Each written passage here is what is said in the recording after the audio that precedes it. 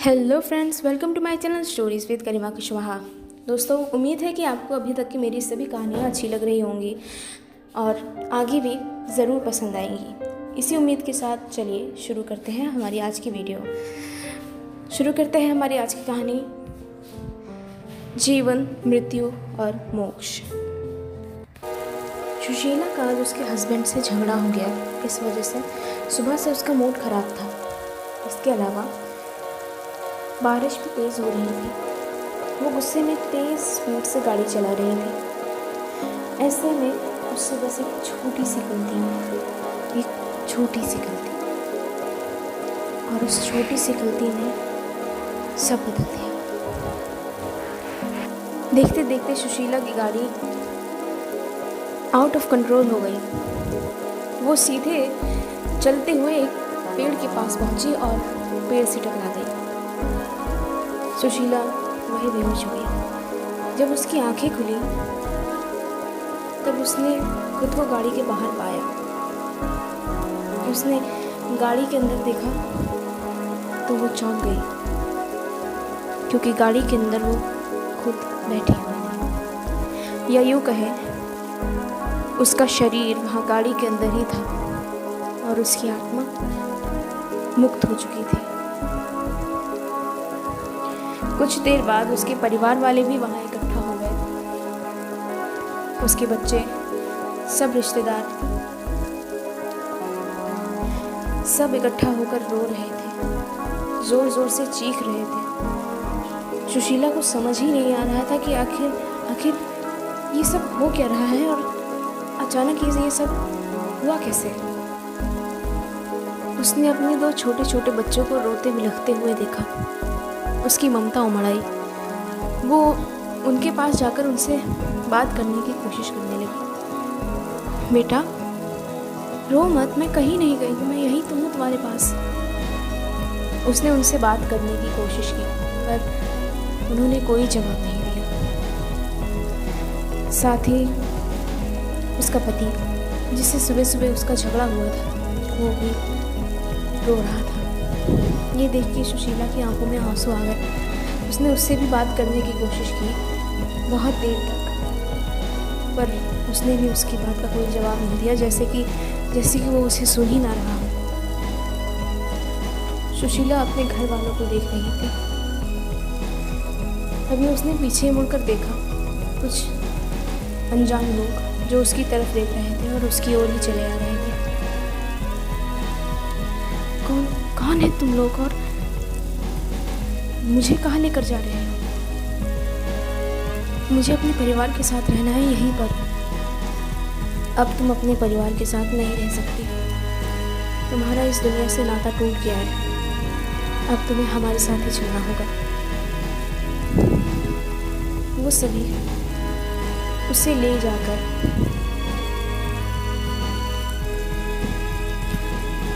भगवान के सामने खड़ा कर देते हैं। वो रो रही होती है। सब कुछ इतनी जल्दबाजी में हुआ, बस एक गलती और कितना कुछ बदल गया। उसने ऊपर वाले से प्रार्थना की, भगवान, मेरे दो छोटे बच्चे हैं, मैं उन्हें रोते नहीं देख सकती। कोई तो उपाय बताइए कि मैं उनके साथ रह सकूं। मुझे उनके पास जाना है वापस। क्या आप मुझे दूसरा जन्म नहीं दे सकते मेरे ही घर में? तुम्हें दूसरा जन्म जरूर दे सकता हूँ, पर तुम्हारे घर में तुम्हारा जन्म होना बहुत मुश्किल है बेटा। और वैसे भी इंसान का जन्म बहुत मुश्किलों के बाद मिलता है। तुम्हें इतनी आसानी से दोबारा इंसान का जन्म नहीं मिल सकता। उसके लिए तुम्हें बहुत से चरणों से होकर गुजरना पड़ेगा। और अगर तुम चाहती हो कि तुम्हें तुम्हारे घर में जन्म मिले, उसमें बहुत वक्त लगेगा। तुम्हें 10 जन्मों से होकर गुजरना पड़ेगा। 10 अलग अलग रूप में धरती पर जन्म लेने के बाद तुम अपने घर में एक इंसानी बच्चे के रूप में जन्म ले पाओगी। मैं 10 अलग अलग जन्म लेने के लिए तैयार हूँ। बस मुझे अपने परिवार के पास वापस जाना है जल्द से जल्द। रुको, ये इतना आसान नहीं होने वाला। हर एक जन्म में तुम्हें एक पूरी उम्र जीनी होगी और उसमें वक्त लगेगा। तुम अपने घर पहुंचने में तुम्हें कुछ ना कुछ वक्त तो ज़रूर लगेगा। तुम अभी के अभी अपने घर नहीं जा सकोगी। हो सकता है तुम्हें कुछ साल लग जाएं, या हो सकता है कि कुछ महीने ही लगे। मैं इस बारे में कुछ नहीं कह सकता। हाँ, पर तुम्हारे लिए इतना ज़रूर कर सकता हूँ कि तुम अपने जन्मों को खुद चुन सकती हो कि तुम किस जीव के रूप में जन्म लेना चाहती हो। आखिर तुमने अपनी जिंदगानी में बहुत से नेक काम किए हैं, उसका फल तो तुम्हें मिलना ही चाहिए। तो क्या तुम धरती पर 10 अलग अलग जन्मों से होकर गुजरने के लिए तैयार हो? हे ईश्वर, मुझे बस किसी तरह अपने घर परिवार के पास पहुंचना है। मैं उसके लिए किसी भी प्रताड़ना से गुजरने के लिए तैयार हूँ। तो फिर बताओ मुझे कि तुम किस जीव के रूप में धरती में जन्म लेना चाहती हो।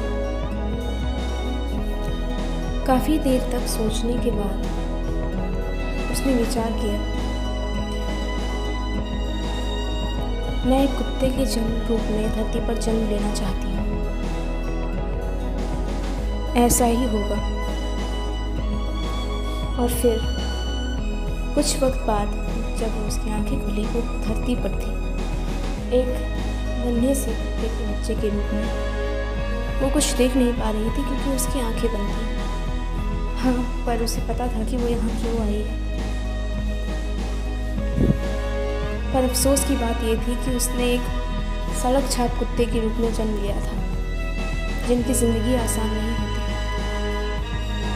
पालतू कुत्तों को तो इंसान पुचकारते हैं, उन्हें अपने हाथ से खिलाते हैं और उनकी देखभाल करते हैं, पर सड़क छाप कुत्तों को कोई नहीं चाहता। लोग उन्हें भगाते हैं, दुत्कारते हैं और मारते हैं। और उसने भी यही सब कुछ झेला अपनी ज़िंदगी में। भूखे पेट रहना, कूड़े से निकाल कर खाना खाना, ऐसी नर्क सी ज़िंदगी जो कभी उसने कल्पना में भी नहीं सोची थी। उसकी ज़िंदगी 11 साल लंबी रही और इस तरह उसने धरती पर रहते रहते 11 साल गुजार दिए। और 11 साल बाद जब वो मर कर दोबारा ईश्वर के पास पहुंची और अब वो ईश्वर के सामने थी। हे ईश्वर, ये जीवन तो बहुत कष्ट कर रहा मेरे लिए और कितना वक्त गुजर गया मुझे धरती पर। अब तो मेरे बच्चे बड़े भी हो गए होंगे। अगर मैं उनके पास जाऊं भी तो वो मुझे पहचानेंगे नहीं। हे ईश्वर, क्या कोई ऐसा तरीका नहीं है कि समय थोड़ा जल्दी बीते?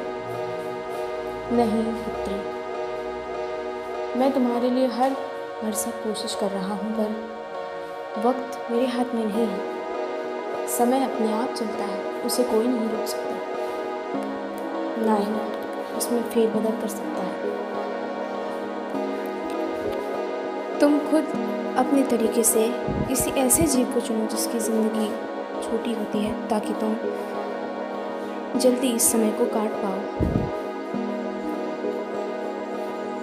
काफ़ी देर तक सोचने के बाद उसने अपना अगला जन्म चुना।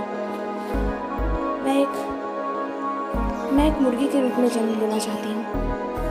एक मुर्गी के रूप में। ठीक है, ऐसा ही होगा। मुर्गी के रूप में जन्म लेने के बाद भी उसकी ज़िंदगी कुछ खास बदली नहीं। वो मुर्गी एक ऐसी मुर्गी थी जो कि कसाई के पिंजरे की बाकी मुर्गियों में से एक थी। कई दिनों बाद, पालने पोसने के बाद, जब कसाई घर की ओर लेके गया, वो सहम गई। उसने कहा, हे ईश्वर, क्या मेरी किस्मत में इतनी तकलीफ़ें लिखी हैं? और आखिरकार बाकी मुर्गियों की तरह उसे भी हलाल कर दिया गया। उसकी गर्दन से खून की धारा बह निकली। कुछ देर छटपटाने के बाद उसके शरीर से उसकी आत्मा मुक्त हो गई। एक बार फिर से वो ईश्वर के सामने थी। हे ईश्वर, इस बार का जन्म भी मेरा कुछ खास नहीं रहा। अगली बार मुझे एक तिलचट्टे के रूप में जन्म दीजिएगा। ठीक है, ऐसा ही होगा, सुशीला ने सोचा। तिलचट्टे के रूप में जन्म लेने से उसके ज़िंदगी का समय बहुत जल्दी निकल जाएगा और वो एक ऐसे छोटे जीव के रूप में रहेगी जिसे कोई देख नहीं सकेगा, कोई प्रताड़ना नहीं देगा। पर ऐसा ज़रूरी नहीं होता कि हम जो सोचें वही सही हो। किस्मत की बात है कि उसने अपने घर से बिल्कुल बगल वाले घर में जन्म लिया, तिलचट्टे के रूप में। जब उसने अपने आसपास देखा, वो अपने घर को पहचान गई और बहुत खुशी के साथ घर में पहुंची। और जब वो घर में पहुंची तभी उसने देखा एक तकरीबन 14-15 साल का लड़का। उसे देखकर बहुत ज़ोर से घबरा गया और तभी अचानक उसने अपने पैरों से चप्पल निकाल लिया और फिर फट, एक बार फिर से सुशीला भगवान के सामने थी। समय का पहिया इसी तरह चलता रहा। सुशीला ने ना जाने कितने जन्म लिए और अलग अलग रूप में अलग अलग जिंदगी ज़मीन पर बिताई और हर बार एक नया अनुभव मिला उसे जीवन के बारे में। और आखिरकार किसी न किसी तरह उसने 9 जन्म काट लिए। अब उसकी मन की इच्छा पूरी होने वाली थी। जो वो चाहती थी अपने घर में वापस जाना, अब उसकी वो इच्छा पूरी होने वाली थी। ईश्वर ने उसे नया जन्म देते वक्त चीज़ें साफ की। पुत्री, इस बार जब तुम जन्म लोगी, तुम्हें अपनी पिछली याददाश्त का कुछ भी याद नहीं रह जाएगा। तुम सब कुछ भूल जाओगी और तुम्हें कुछ भी याद नहीं रहेगा कि तुम यहाँ तक कैसे पहुँची हो, तुमने कितने जन्म बिताए हैं और तुम पिछले जन्म में क्या थी, सब कुछ। और तुम अपने ही पुत्री के रूप में अपने घर में जन्म लोगी। सुशीला ये सुन के स्तब्ध रह गई। उसने इतनी प्रताड़ना झेली, इतना कुछ सहा, पर वो जब सब कुछ भूल ही जाएगी तो क्या लाभ होगा उसके नया जन्म लेने का और अपने घर में वापस जाने का, जबकि वो उन सारे रिश्तों नातों को भूल चुकी होगी जिससे वो इस कदर बंधी हुई थी कि उसने किसी तकलीफ का सामना करने से हिचकिचाहट नहीं दर्शाई। वो हर तकलीफ का सामना करती रही, जूझती रही, लड़ती रही, पर उसने हार नहीं मानी। पर जब आखिरी वक्त आ गया है तो उसे सुनने को मिला कि वो सब कुछ भूल जाएगी। वो भूलना नहीं चाहती थी। उसने ईश्वर से इस बारे में कहा, हे ईश्वर, अगर मैं सब कुछ भूल जाऊंगी तो फिर क्या लाभ होगा मेरा वहाँ मेरी धरती पर मेरे परिवार के साथ जन्म लेने का। पुत्री, पर ये सब तुम्हारे ही फायदे के लिए है। अगर तुम अपनी पुरानी यादों के साथ जन्म लोगी तो तुम्हारी पुरानी यादें तुम्हें चैन से जीने नहीं देंगी। तुम्हें उन्हें याद करके तकलीफ होगी और ऐसा ज़रूर होगा। इसलिए जो हमेशा से होता आया है, हर बार इंसान अपने पिछले जन्म की बात भूल जाता है और तुम्हारे साथ भी यही होगा। सुनकर सुशीला के आंसू छलक जाते हैं। अचानक ही उसे अपना मन बहुत हल्का महसूस होने लगता है। उसकी इच्छा अब धरती पर दोबारा जन्म लेने की नहीं थी। उसकी सारी इच्छाएं खत्म हो गई थी और इस संसार से बंधे रहने की अब कोई डोर उसके मन में बाकी नहीं थी। और इस वजह से आखिर में उसने ईश्वर से अपने दूसरे जन्म की बजाय मोक्ष प्राप्ति की मांग की और ईश्वर ने भी उसके साथ वही किया और आखिरकार सुशीला को मोक्ष प्राप्त हुआ। उसने जीवन मरण के इस चक्र से आखिरकार छुटकारा पा लिया था। Hello friends, welcome to my channel stories with Garima Kushwaha. दोस्तों, उम्मीद है मुझे कि आपको मेरी कहानियाँ पसंद आ रही होंगी। तो दोस्तों, इसी तरह कहानियाँ सुनने के लिए आप मेरे चैनल को सब्सक्राइब कीजिएगा और जुड़े रहिए मेरे channel stories with Garima Kushwaha से। Thank you.